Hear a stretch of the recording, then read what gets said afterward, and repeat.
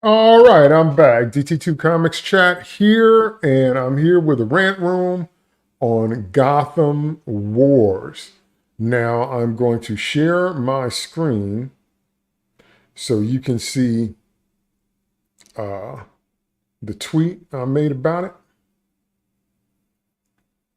And I'm going to read that tweet. I said, see, this is what I'm talking about. Gotham War, heroes written today to fight each other. And they do so with more passion than when they're fighting villains. People who he's partnered with for years are suddenly soft on crime, but hard on Batman. This makes no sense. Hashtag pass. So what I'm talking about there is pretty simple. And that is that if you don't know what's going on in Gotham Wars, now I haven't read it all the way through. I'm talking about reaction to the stuff that I have seen. The basic idea is that Catwoman has decided to create a school for thieves so that they can learn how to thief better. Her rationale is that a lot of lower level thieves or a lot of unskilled thieves can't get the big work because the bigger name villains like Joker and Riddler, they get all the attention, they get the big scores, they hire the best help. So Catwoman wanted to help out the thieves that didn't normally get that level of work. And so she created her school. She presented all this information to Batman and the Bat family. So it wasn't just Batman, it was Barbara, Stephanie, Kate, Grayson, Tim, Jason, Duke. Everybody named Mama was there to hear Catwoman's presentation. And she basically said that she didn't think it was wrong because she was just going to target rich people. And she basically said that she just needed Batman and them to stay out of her way.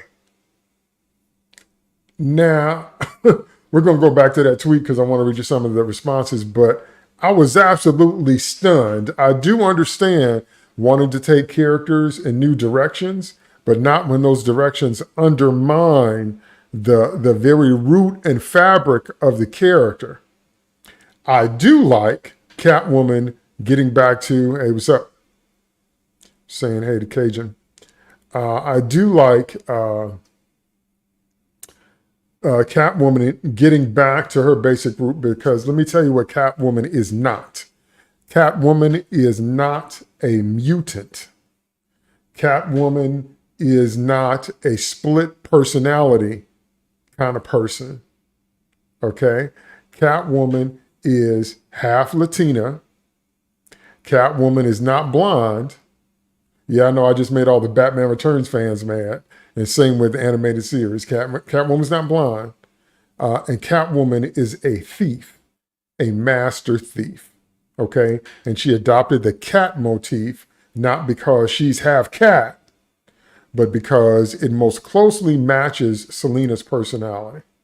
She does what she wants to do. She can't be controlled, just like a real cat. Finicky, moody, comes and goes as she pleases. That's Selina Kyle. That's Catwoman. That part I like. The whole idea, however, that she says that it's not crime or it's not that big of a deal because her targets are wealthy clients. First of all, if you go back to the very first appearance of Catwoman in Batman's first issue, her targets were wealthy clients then. Her targets have always been wealthy clients. So that's not like this big leap or whatever. But to say that they won't miss the money and to say something like that to Bruce of all people, because Bruce responds in the book by saying, my parents were rich, you know, but for her to have that kind of thing, because we had this big Twitter debate as to whether or not Catwoman is actually a villain. And I got a lot of different responses. Many said she was an anti-heroine. Many said a whole bunch of different things. But you're trying to justify crime and you're trying to justify crime against certain targets. Do you understand what that means? Do you understand that mentality that it's against these people? So that makes it okay. You understand what that means? That it means that whatever group you're a part of, somebody can make that same argument. If you have money, if you don't have money, age range, super young, super elderly, anywhere in the middle, ethnic groups, religious groups, sexual orientation, whatever group or groups, because all of us belong to multiple groups, whatever group or groups you belong to.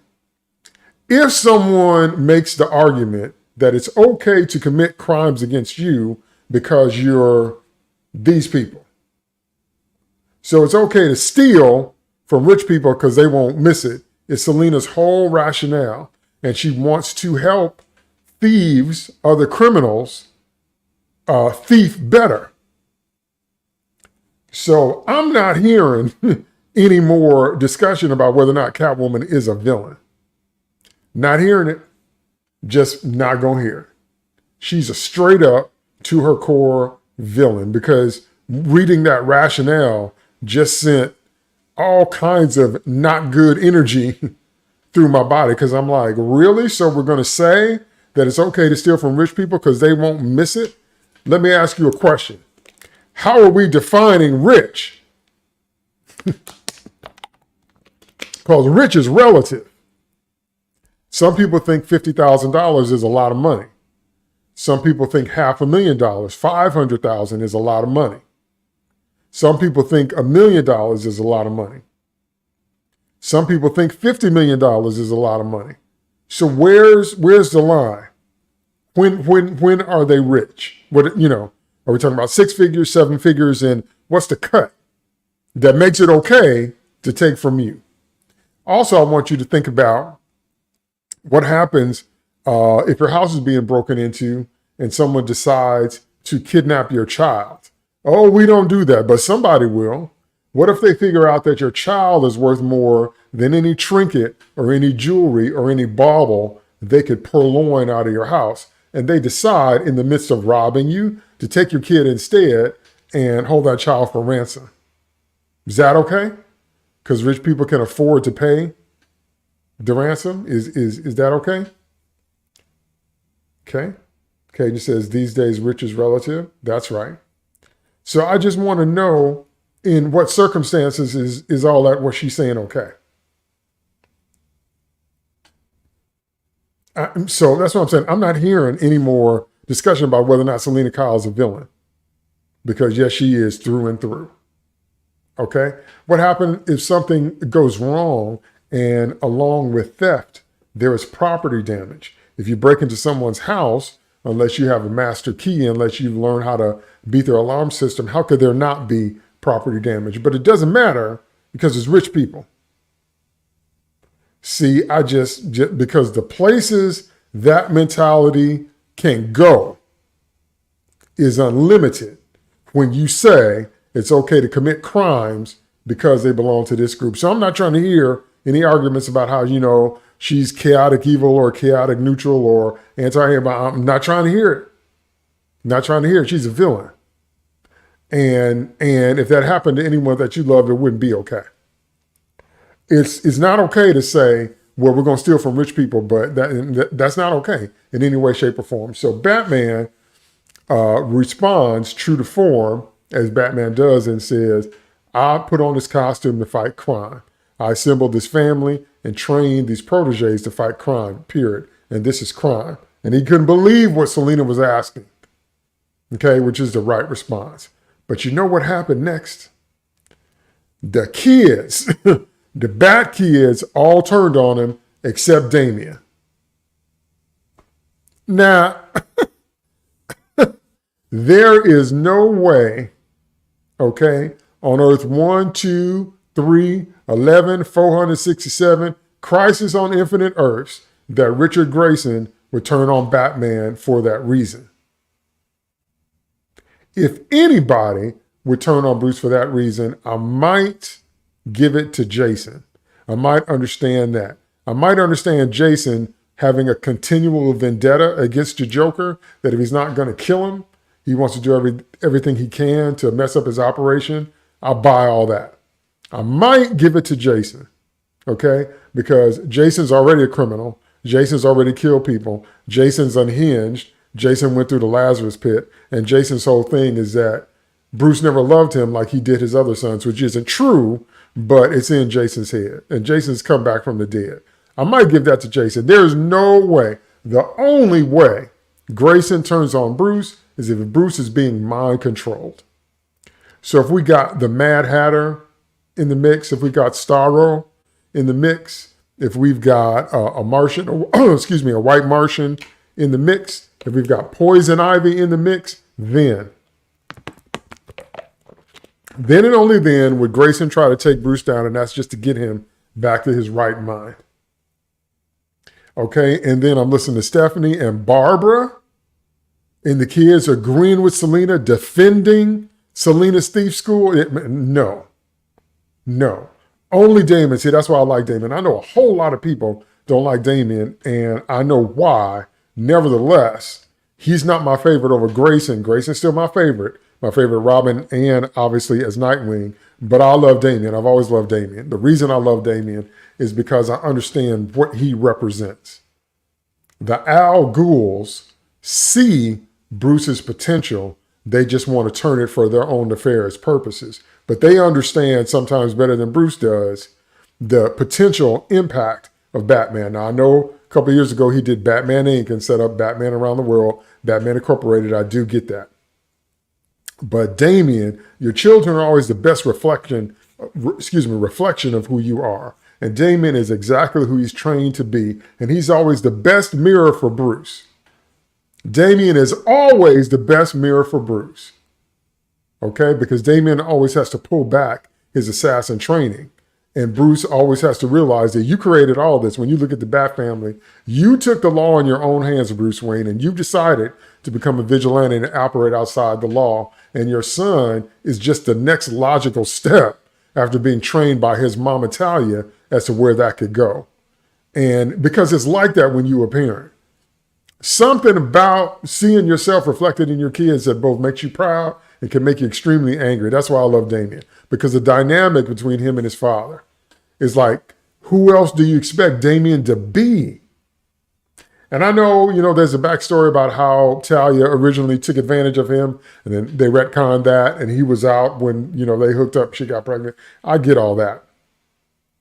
But watching Bruce get mad at a younger version of himself that's outside of the law, that has a strong sense of justice and wants to mete out that justice is always so fascinating to me. Because how else do you expect that young man to think? Okay? But back to the Gotham Wars part, with all the rest of the bad kids turning on Bruce, no, they wouldn't. And then thinking they could beat Batman in a fight. That just amazed me. It's like, did you really think you gonna beat Batman in a fight? He says in one of the panels that, I know their moves and we got to, take them out in a certain order, because he's like, I gave them their moves. Okay. So all this different kind of stuff, like I said, Jason, I'll give you. But all this stuff, Tim and Batman even challenges, Jason says, if you think one death is fine, if it stops more death, then should not kill you.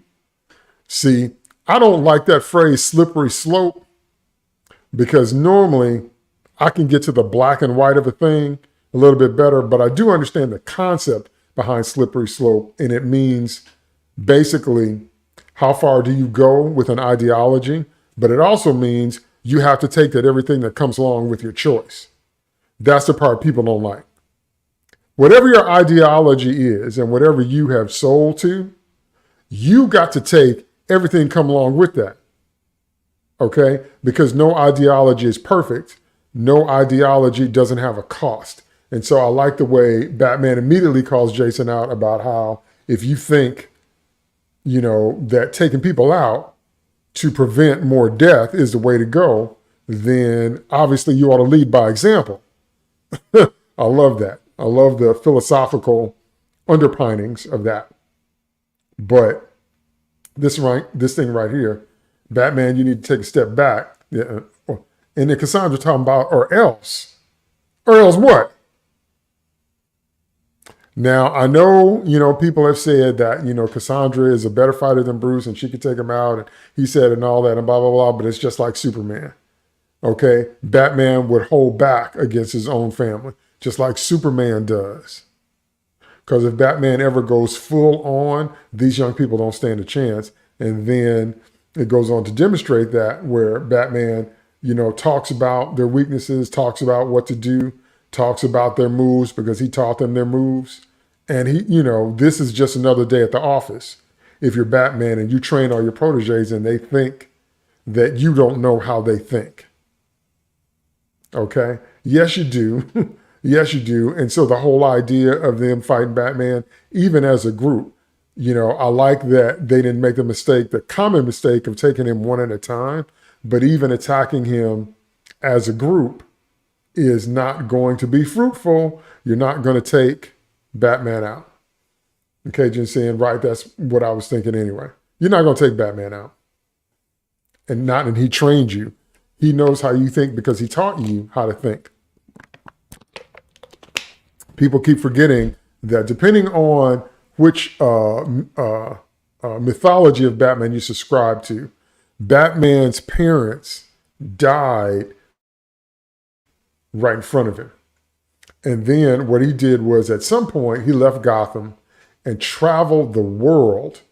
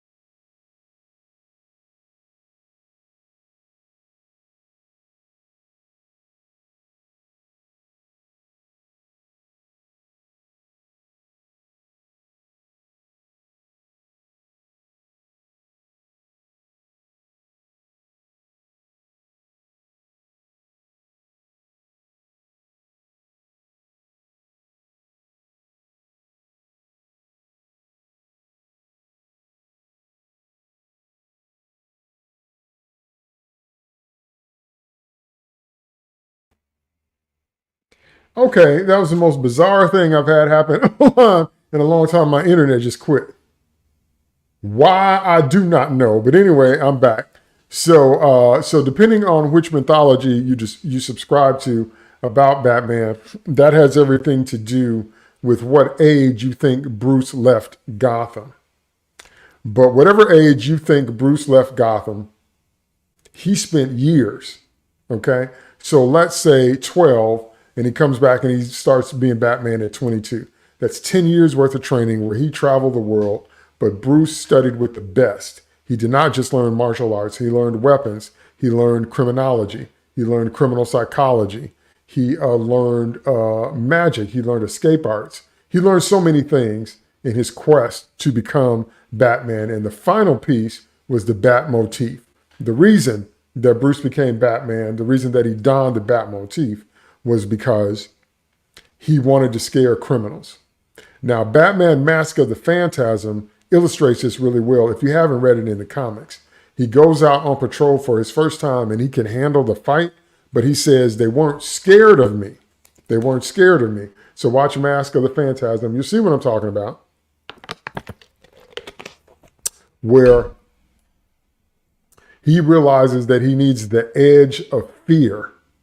He realizes that he needs a costume, a motif, a presentation that strikes fear in them. Now, Ducard / Ra's al Ghul in Batman Begins touches on this as well. But that idea from the comics is that Bruce wanted to scare criminals. That's why he adopted the Bat motif. So you put all that together, and Selina making this kind of presentation is just so ridiculous. It's like you don't know him at all. You go to Batman and you say, I want you to look the other way and leave me alone as I help my proteges, my junior level thieves, as I help them learn how to thief better. And you think Batman's going to be down? And then to write the kids to just turn on him like that and on a dime. No, they wouldn't. No, they wouldn't. No, they wouldn't. No, they wouldn't. No, they wouldn't. No, they wouldn't. Grayson would never do that. Jason, I'll give you. Grayson would never do that. Okay. Now, we all know that somebody has an extreme fetish about Bruce and Barbara, because we've seen some stories that have all grossed us out, and then they changed the Killing Joke to include their relationship. But Barbara loves Bruce in the proper way, in the proper world. She loves Bruce as a mentor and another father figure and as a big brother. In the sick way, some people write them as lovers and a couple. But either way, she wouldn't turn on him like that. She just wouldn't. She just would not, unless, again, there's mind control involved. So I'm amazed by the storyline. I'm amazed by the idea. I'm amazed at all that. And I'm like, it seems like we just write our heroes nowadays to just fight each other. Just over and over and over again, just fight each other. Like that's all heroes know how to do. And you know who started that? The Green Lantern Corps. I really liked the Sinestro Corps War. I really liked it. But then it extrapolated out to where everybody was doing that. I was like, huh. So let me read some of these tweets before I go. Freja is saying, so is Damon the only one not turning on Batman? I'm like, yes, the mind boggles, but he's my favorite. Nemesis FC2, talking about he hates it. It's ridiculous. And I, again, restate that Grayson would never do this unless Batman was being mind controlled. Iron Flash 99 says the same thing. He's baffled by this because no one can understand how you can write a storyline where Catwoman can convince the bad kids to turn on Batman. Okay, Wolfsbane Comics says it's obvious, but I'll say it anyway. They got too caught up with the idea they had and didn't stop to ask themselves how it applied to the Bat family. Selena's plan doesn't make enough sense for the smarter members to agree with.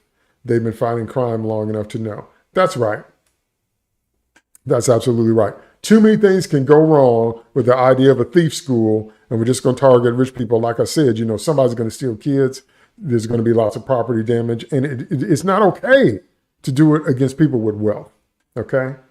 That whole idea that's been floating on the internet for a while about how if Bruce Wayne really wanted to stop crime, he'd give more money.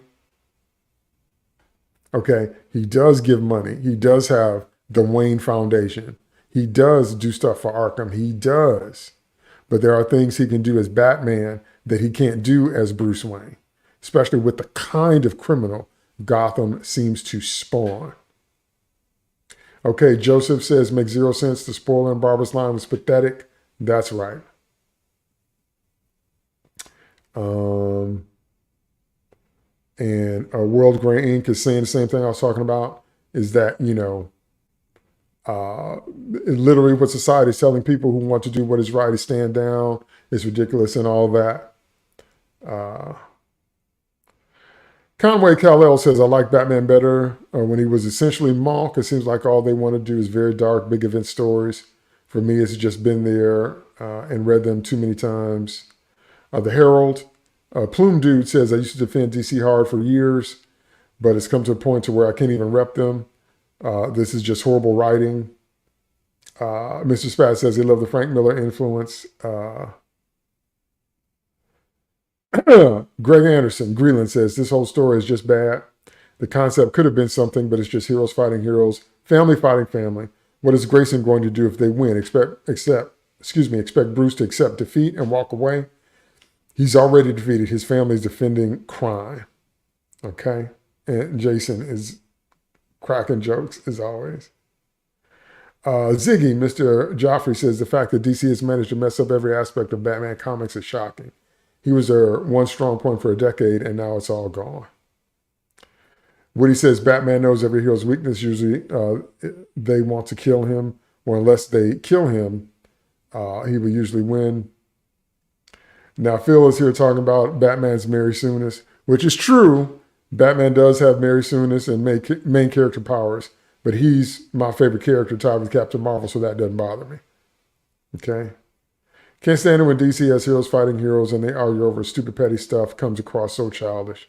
Right. So so there's more stuff, but I don't have time to read everybody's. But the point I'm trying to make is that people can't get, or at least the people on my timeline can't get with this thing. They can't get with this idea of, the Bat family all of a sudden being soft on crime and hard on Batman and turning on him and defending Selina and all that.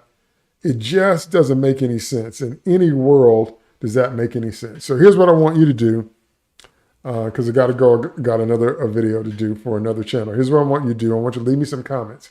Leave me some comments on this, on Twitter. Leave me some comments on YouTube. And I will definitely get to them because I really want to hear what you think.